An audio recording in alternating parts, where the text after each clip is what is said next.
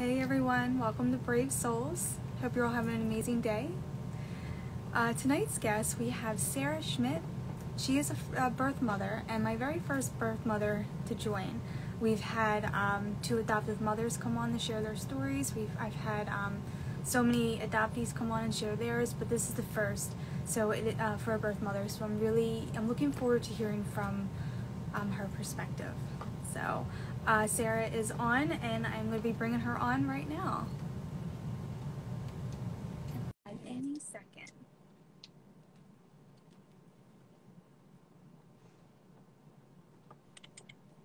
Hi. Hi.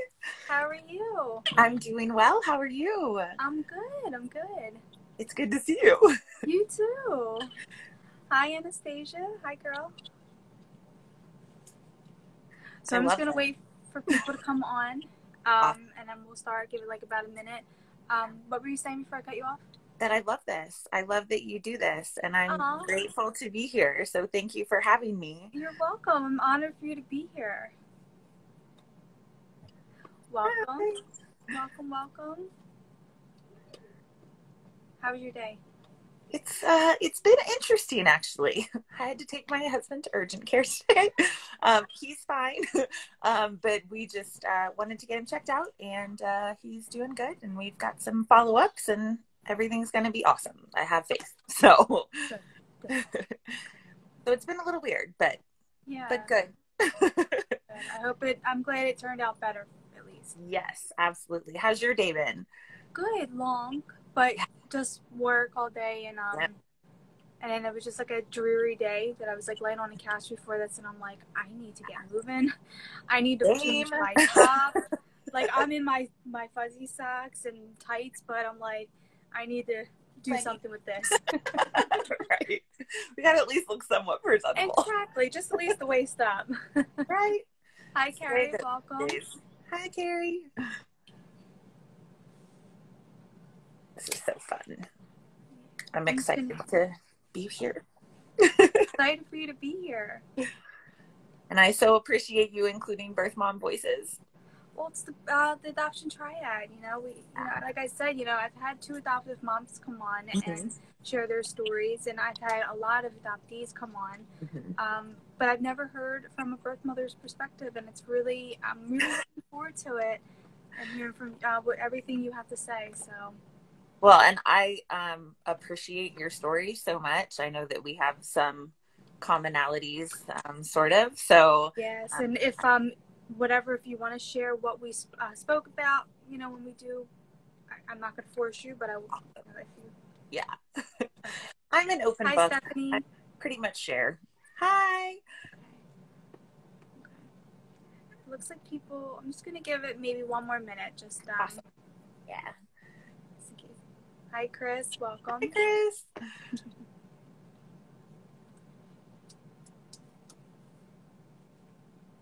I always love your decor in your background. Oh, thank you. Well, as I always tell people, I feel like I need to always say this story after I say thank you, because I used to I was set up over there, at a desk, and I had my bed as a background. Like, I'd still have lights up over my bed. But I'm like, nobody wants to see my bed, and then my dog would photobomb every time. Like, I'd see him like peeking on over my shoulder. I want to be here. So my brother got me the really big ring light for Christmas. Yeah. And I was like, oh my gosh, I'm gonna be famous. Like, that was like my first response, is like a joke. So I was like, oh, I need a nice little background to go with it. So I have that with lights. I love it. Yeah. That's awesome. We have this crazy huge painting in our room. Did you make it actually was different than this, and we painted over it because we didn't like it. So. That's funny. Always a project. I know. I'm always finding myself in projects. Hi, Lisa. Welcome. Hello. Hi, Lisa. Welcome. Makala Happy. Welcome.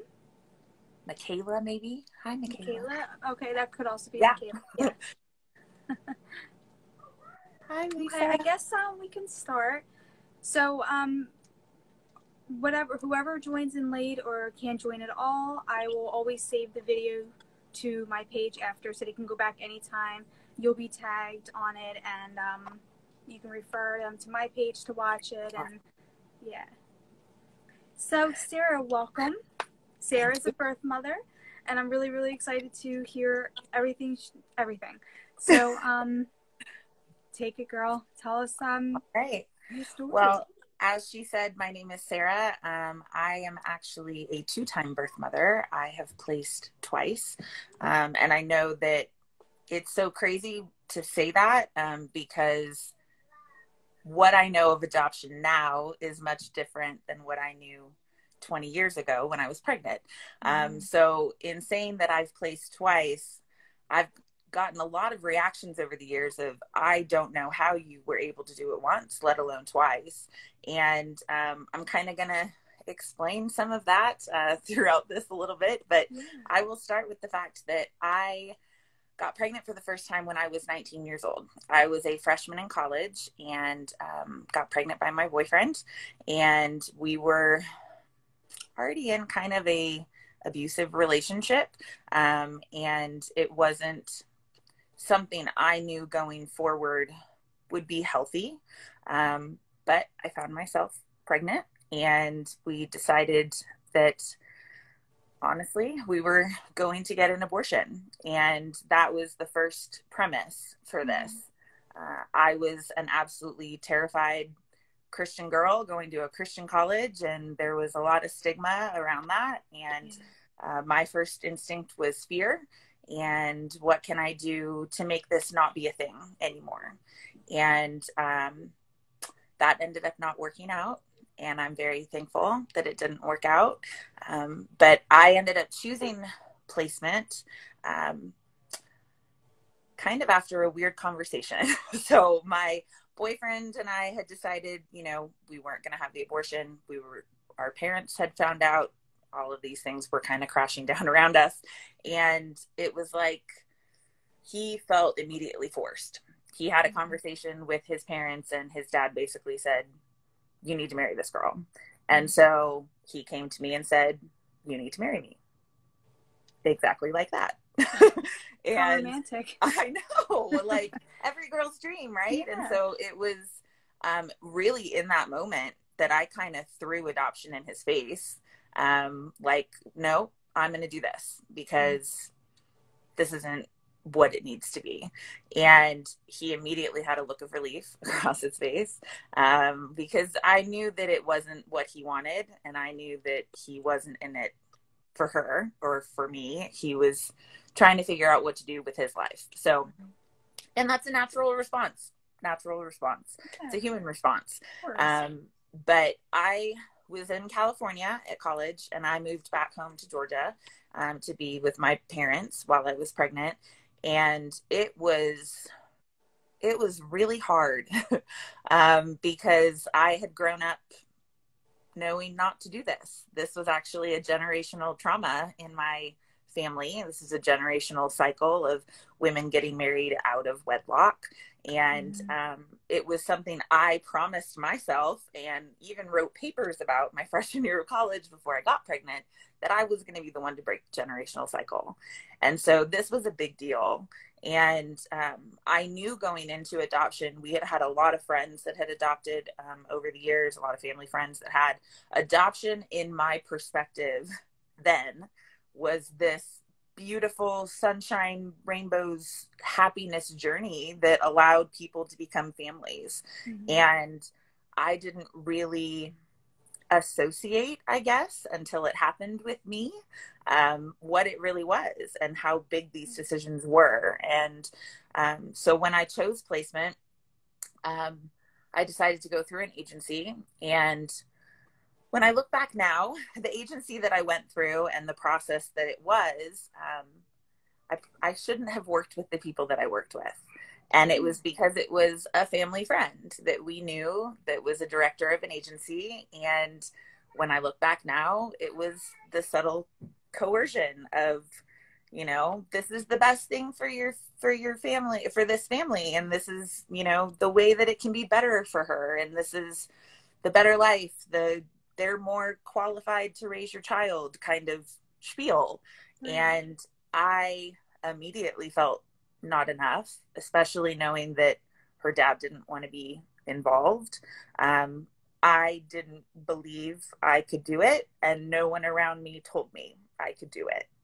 So I chose placement, and I picked an amazing family that their profile was beautiful, positive, all of the things we can give a child. And we didn't know back then what we know now, and how putting them up with that pedestal mentality meant that I was the low point. And why would I raise my daughter when I was the low point? So I went through with placement, and I didn't get any support or help as far as therapy or counseling, or I didn't even really know any other birth mothers. The only birth mother I knew was actually my aunt, and she had placed when I was 17 years old. And I actually had a lot of hubris towards her, saying, you know, I'm not going to be like that. That's not going to be me. And that's when all the papers, you know, me writing papers for school and stuff came out. And it was just a very privileged attitude that I had about, this will never happen to me and I will never be that girl. And so I fought through it, because I was like, okay, I'm just going to shove everything down and everything will get better eventually. They told me at the agency that time heals all things, and that if I just keep moving forward, that the pain will lessen. And it didn't. And because I didn't know back then that trauma was deeply rooted in all of this. And so I continued on with my life, and was just trying to fill all of these holes inside myself with drinking and sleeping around and all of the things that I could do to harm myself. I was harming myself. And I found myself pregnant again 10 months after my daughter was born. And it was like my whole world was over. Like, one time was, okay, you messed up, you had to do this, now you move forward and you don't do it again. No, I didn't learn my lesson. In a lot of people's eyes, I hadn't learned that I wasn't supposed to do this to myself. And immediately I thought of adoption, because I was in a worse place than I was with my daughter. And so I immediately called my daughter's parents. They were the first people that I told that I was pregnant, even before I told the birth father. And they said, we can't afford another baby this quickly. It's just it can't happen. And so I started making plans to parent, and I started going to classes, and I started trying to find jobs and doing all of these things. But in the back of my brain, I was going, I am going to be so bad for this child. I am not in a good space. I am not the person that he needs. And again, I'm not enough. I'm not enough. I'm not enough. And those lies just built up in my head again. And it was a couple of months later, around Christmas time. This was in 2002, Christmas. So I had my daughter in 2001, and then we were at Christmas 2002, and I got a phone call from them, and they said that he had gotten a raise at work, and that they were going to be able to adopt him too. Wow. And I was so conflicted, because I wanted so badly to be able to be what he needed and to be enough. But in my mind, I wasn't. And so we decided to move forward with the adoption. And it was even up until I was in the hospital having him that I was still questioning whether or not he was coming home with me. And their mom came into the room, and she just broke down, and she was like, it does not matter to me what you choose. Like, this is not about me. This is about you. You are his mother. This is your decision. I don't want you to ever think that we are not grateful beyond belief for what you have already given us. And it was in that moment that I was just like, you need to have him. Like, I can't do this. And so that was the beginning of me becoming a birth mother twice.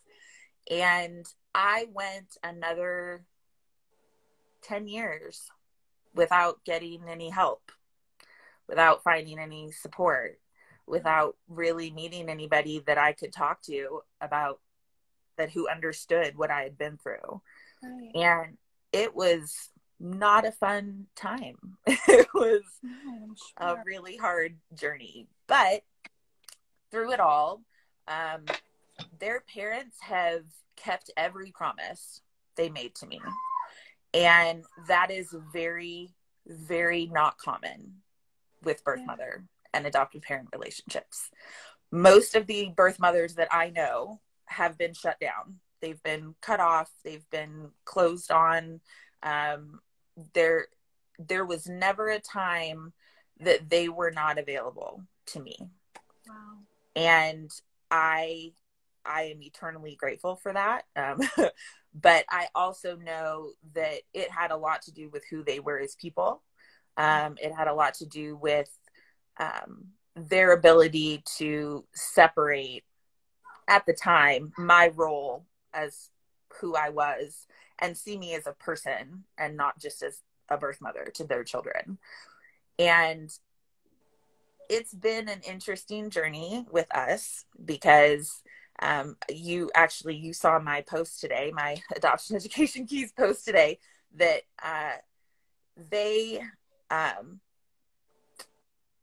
I'm sorry, I just totally lost my train of thought. That they were not immune to the life hard things happening, right? And we're not told that when we go to place, when we're working with agencies, when we're working with these people that are trying to help us figure out what we're going to do. We're not told that these people are humans. We're putting them on pedestals. We're being told that they can fulfill something that we can't, and that they have all of these qualities that we don't possess. And so it makes them feel more qualified. But the truth is, they're not immune, right? They're not immune to hard things happening to them. And so in 2018, their parents separated, and they were officially divorced January of last year. So talk about a great way to start 2020 and the awesomeness that came after. But that we've had to figure out what our new normal is. You know, I hate that new normal, but like, that's kind of what it was. Like, we had to figure out where we are and what we're doing. And so I have been so appreciative that they've kept me in the loop. They told me when they separated. They told me that they were getting divorced. I had many conversations with their mom, especially, about what was happening. And I always felt like I had a seat at the table. And that is so unique for birth parent, adoptive parent relationships. And so I think really me not having support and only having like my triad that understood what I was going through is what really led me into why I do adoption education and why I started this amazing curriculum for birth mothers with a few other amazing birth moms who didn't have support either, so that women around the world don't have to feel like we did. And I think that is so amazing. It really is. And I definitely want to go back and talk all about that. Yes. I want to circle back just a little bit. Yes, do it. So for both of your children that you placed, were they closed adoption that allowed you to be a part of it, or was it an open adoption? It was open. So we decided from the very get-go that we were going to have an open adoption. And it was really interesting because I think my thoughts have changed a lot on pre-birth matching. And I think that that's because I got so close to them in the 4 months that I got to spend with them when I was pregnant. I felt in a lot of ways, and this is not their fault, I felt obligated. Like there was no way I was going to break their hearts by not following through with this. And And so I think like the little subtle things over the years that I didn't notice, and that they didn't notice, and that they didn't know were being done, and I didn't know were being done, have kind of come to light. But everything's always been open with us. Oh, go ahead. Oh, no, please continue. I was just going to say, I personally chose to step back when each of my kids were 2. And I did that because, again, I had the false mentality that children get confused and that they cannot separate the two, and that I didn't want to be the birth mom in the background waving my hands, pay attention to me, pay attention to me. Right. And so I chose to physically step back when each of them turned 2. You did a selfless deed. Well, it was difficult, and I would be interested to talk to them to see if they would have rathered me be there, you know, and a part of that. We haven't had that conversation yet, but I would love to know if they would have rathered me be a part, or if that was really just me trying to protect them from myself. Right. But moving forward, I saw my daughter for the last time the year my son was born, 2003. And then I saw my son for the last time in 2005, physically. We kept in touch through letters and pictures and phone calls. And once social media came around, and all of that. But I did not reunite with them in person until 2014. And it was because they were in my brother's wedding. My brother asked them to be in his wedding. So my family has had a much more open relationship with them than even I have. So they got to spend holidays and got to see them all the time whenever they were available. And it was kind of amazing because I kind of got 2 sets of updates. Like I would get updates from their parents, and then I would get updates from my parents. And I was always very grateful for that, because I told them very early on that I was going to step back. Like while I was still pregnant, I told them I was going to step back, and they took my parents out to dinner and asked them if they wanted to be a part of her life at the time, and then his life eventually. But it was, I was shocked. Like I never expected them to want to be a part of my family. And they did. Oh, that's amazing. So what is it like, what do they call you? They call you Sarah, or? They call me Sarah. Yeah. And then when they're talking to someone else about me, they'll say my birth mom. Okay. So. I have to ask a personal question, but you don't have to answer this. Do you at all have any ever regret giving them up? I think regret is a hard word, because if I hadn't placed them, I selfishly wouldn't have my husband now. I wouldn't have my son that I parent. I wouldn't have the friends that I have. I wouldn't have the family that I have. I think regret is hard because it would mean choosing between 2 lives that I don't know how either one of them would have turned out otherwise. And so I think in so many ways, I have hurt for the things that I put them through that I didn't realize were going to happen.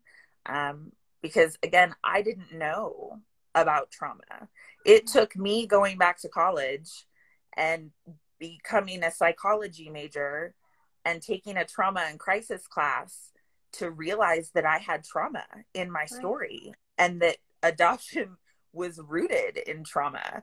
And so that was like 2015. That was like 6 years ago in this 20-year journey that I finally figured out, oh, okay, that's why I feel this way.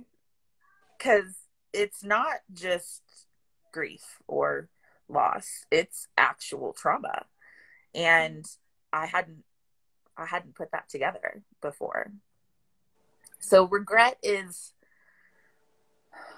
hard, because some days it feels like I should, but some days I think about how much more trauma they might have endured if it was with me. So it's kind of a duality that I sit in that I don't really know how to explain. And I'm sure you feel that way sometimes as an adoptee, like that duality of what my life would have been like had I been parented by my biology and not these other people. Right. I mean, there's a lot of questions. I think I asked that because I guess that's something I want to ask my birth mothers. If she regrets, does she regret leaving me? Does she regret, rejecting me the second time?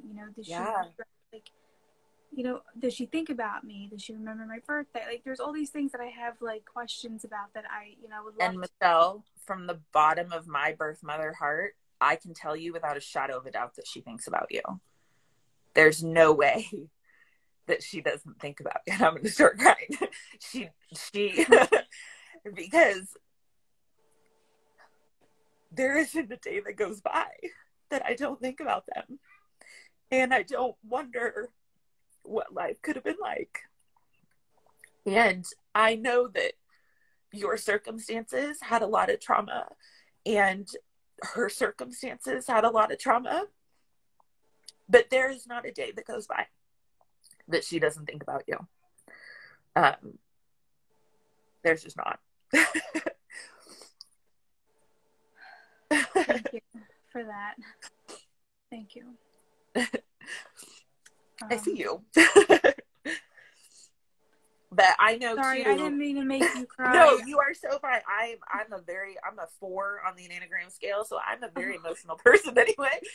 So I'm shocked that this is the first time I'm crying on this live. So we're good. I tend to always hold tears back. Like I just for some reason I just can't let them go. Sometimes I just have to like. Understandable. So when you were crying, like I wanted to cry so bad, but I'm like, Michelle, you're fine. Don't do it. No, we all express it differently. Do not even worry about it. But I know that you and I share a rape trauma, that you were conceived from rape.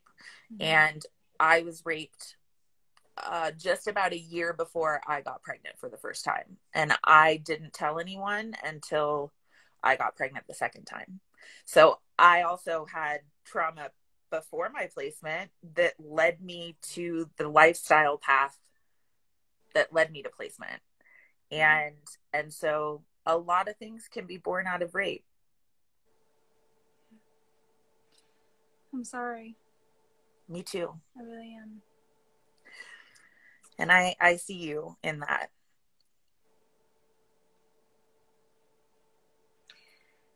I don't know if I could hold back my tears right now.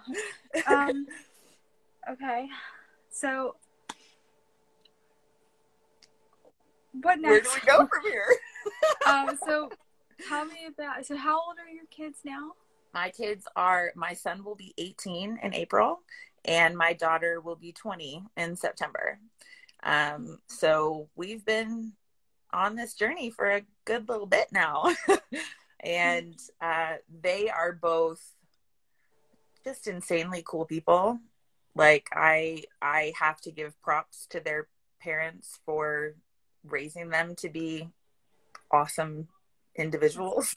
Because I know that nature, I only have a small part of that. And so I'm in awe of them, and I may be biased because, I am who I am, but the fact that we have autonomous relationships now is both super awesome and also super hard because, they're teenagers. And so it's hard because they have full access to me, but they also already know so much. And so I know it's such a difference in closed and not knowing where all of the people are and what's happening, and neither one of their birth fathers have ever been involved. And so that's one whole side of themselves that they don't really know a ton about. And one of them doesn't care and the other is a little bit curious, but I think both of them, they'll have that journey once they are ready for it. And I would, as much damage as their birth fathers did to me,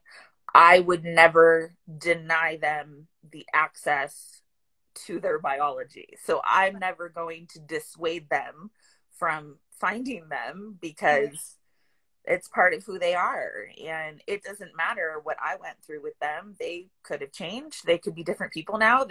All of these things could have happened, but I'm never going to be the one to stand in the way of that for them, regardless of what happened with me. I hear you. I'm very emotional right now. Let me just go back and welcome to everyone who joined on. I'm so sorry to not say hi to you. Welcome. It's hard to regret the past when it feels like invalidating your present. Mm-hmm. That's right, Chris. Thanks for sharing. You just helped my daughter, adopted from Russia, have peace that her birth mother thinks of her. She literally cried with you. She does. She thinks of you. I promise. I swear. Frankie, this is so powerful. Yes. Your son and daughter are so lucky. You're so open and honest. Yes, they are I lucky. appreciate that. It's taken a long time to get to this place. I used to kind of throw my story in people's faces and wonder who would stick around. And now it comes from a much more educational place. Now I just don't want anyone to go through what I went through. And I want women to have the support that they need. And I just don't want anyone to fall through the cracks, because too many of us did for generations. And that's what Adoption Education Keys is about, right? I want you to share a little bit about that. Yeah, well, I started AEK in 2019, April 2019. So this year will be 2 years.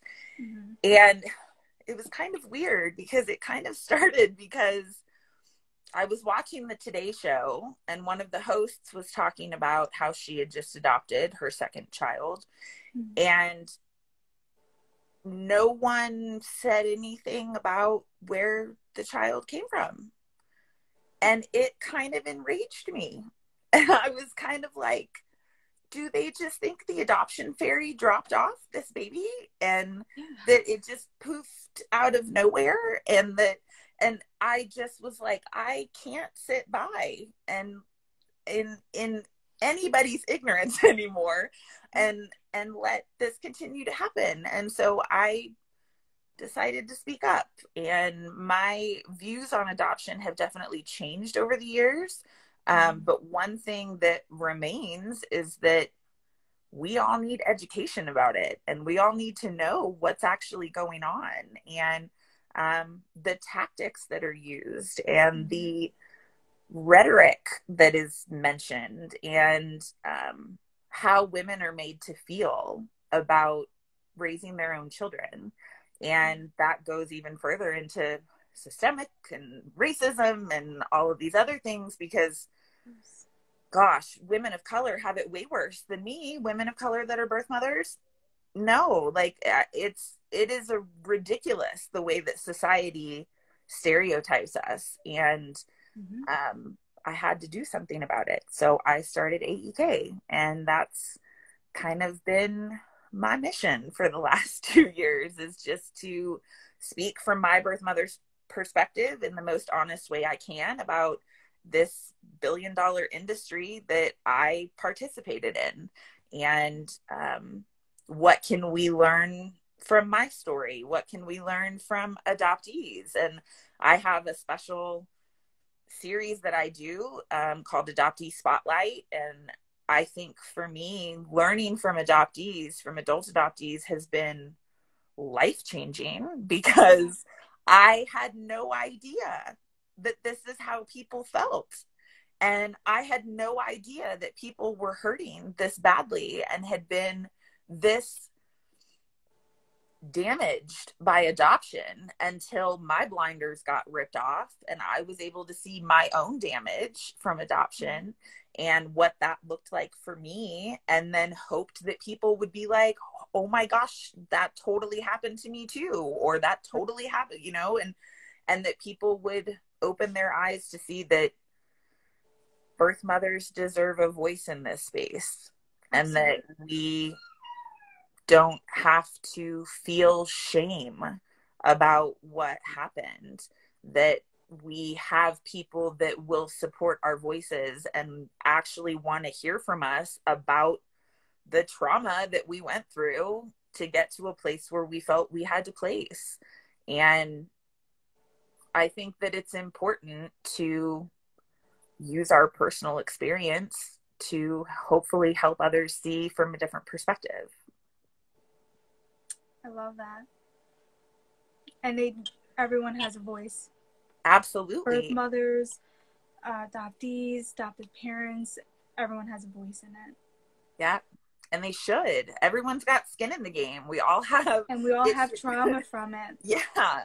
And finding other people who get what you've gone through is such a healing It thing. is just having the support, the community, and just the education on it. It's just like, it's very, it brings me peace when I find other adoptees that I can, you know, resonate with, or certain stories. Like if I put up a post, you know, they'll message me and, you know, say like, oh, I felt the same way. And then they'll share their story. And it's just like, not that it makes my pain any less, but it just gives me more like peace of like, wow, like, you know, I feel you, like now, like I have someone that like truly understands. And then I'm not alone. Exactly. I'm not alone. Like, especially with the way the world is right now, human connection is priceless. So I'm so grateful to have found accounts like yours where I can hear from adult adoptees, and everybody's story is so different. And everyone has a place. And so I feel like so many birth moms don't feel like they have a place. And in a lot of ways, that's why I help write these programs that I write with Need a Knee and Lifetime Healing Foundation, because this was my life. Like, I didn't have any support or human connection when it came to people going, oh, that's totally me also. Like, please, like, look in my direction. So having safe spaces where we can connect with people who are like us, even if that one common thread in our story is adoption, and if it links you together, it links a connection, then that's everything. It's so good. Carrie said, my blinders were ripped off about 3 years ago after 16 years, and it turned my world upside down. Thank you both for speaking up. Well, thank you, Carrie, for listening to us. And I actually talked to her today for the first time, and I'm so glad that I got a chance to do that. And it was because of my post about us not knowing that adoptive parents are humans. So of course they are. But you know, it's so hard. You know what I love about talking to you is I have so much I wouldn't want to say hatred to my birth mother, but I have a lot of resentment. Oh yeah. And I have a lot of I don't even know what words I want to use for this, but you know, sometimes we, you know, adoptees, at least for me, like walk around and just like, you know, constantly blame birth mother and make them out to look like they're the bad person in this, when sometimes, you know, we have to give them empathy and realize, like, you know, it may be so crappy for us growing up, but we can only imagine what led them to their decision and how their lives were the rest of their lives. And it made me open up to see maybe a little clearer on her end.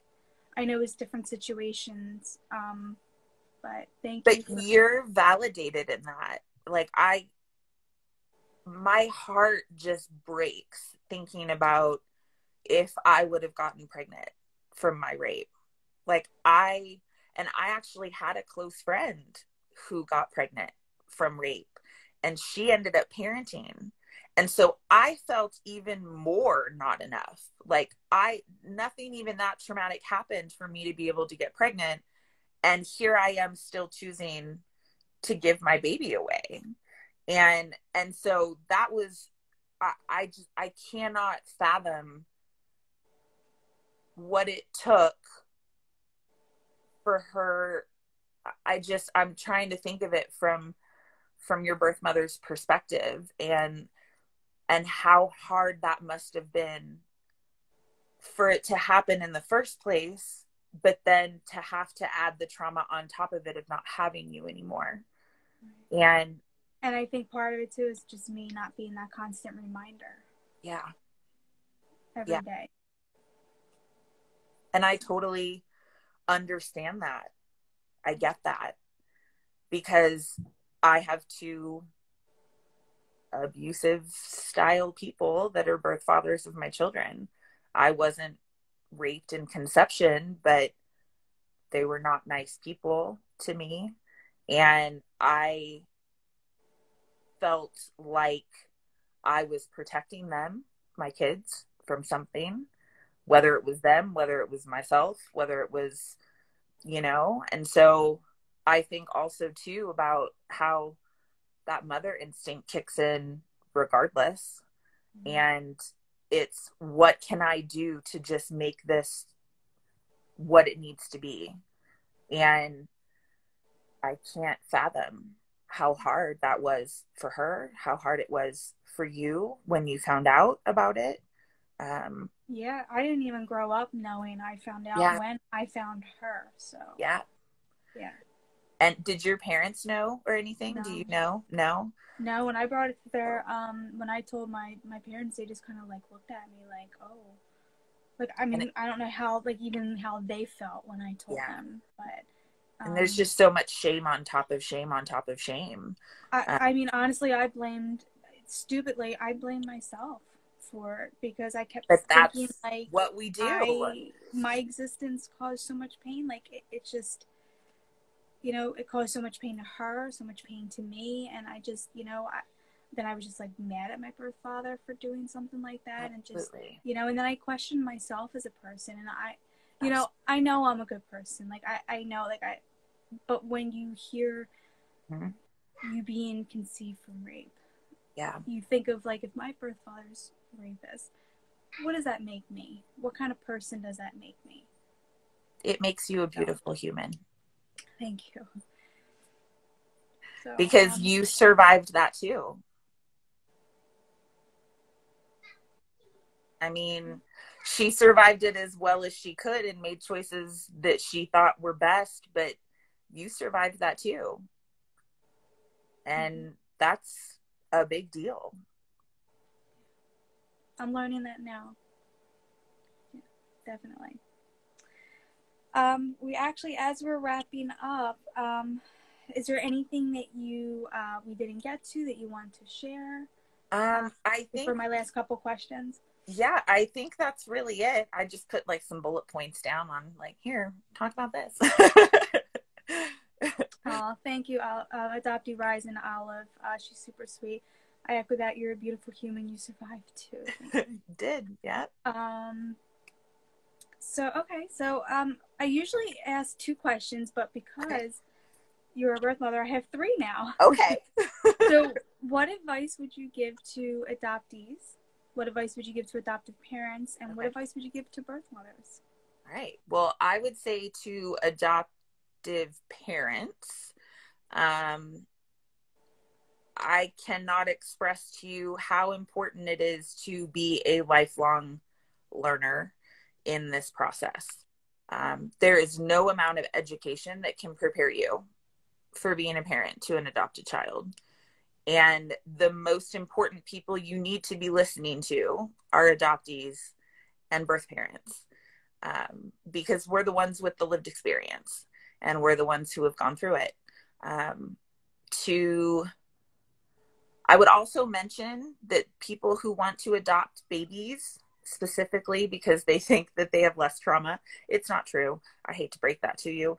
All adoptees have trauma, infant or beyond. It's just a fact that happens. And so you have to prepare yourself going into it that you are going to be parenting a child with trauma.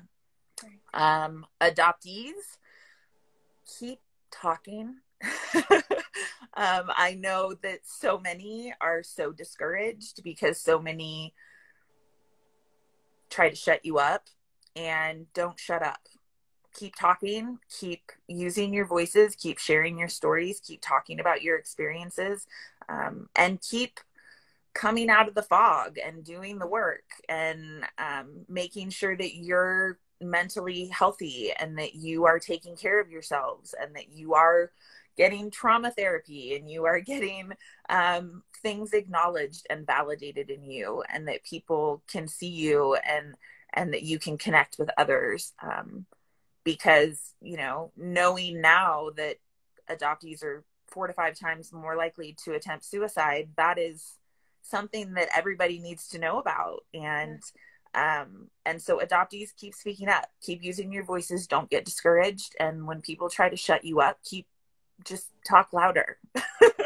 And birth mothers, I think, find people who get it. Find people who understand you. You need support. You need people around you that are going to bring you out of the shame. Because just because you did something wrong doesn't mean you are something wrong. And I want so badly for birth mothers to realize that they have voices too, and that we are in this space for purpose now. Once we're actually in it, there's purpose behind it, and that we can lift our voices so that others that come after us don't have to suffer as much as we do in silence. I gotta give you a round of applause. This has been one of the most powerful lives I've probably had. And I appreciate everything that you shared, just every piece of advice you've given, for making me cry. Thank you, because I needed to hear those words. And I just want to just read a couple comments, but I don't like to ignore anyone. Nicole Mary Bridget, as a birth mom whose daughter was conceived in not a nice way, she is still my favorite human being on earth. That's beautiful. Thank you for having this tonight to help educate us. You're so welcome.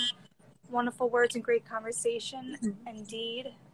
Beautiful words of encouragement and advice for adoptees. We're here and we can heal, yes. Thank you for your beautiful advices.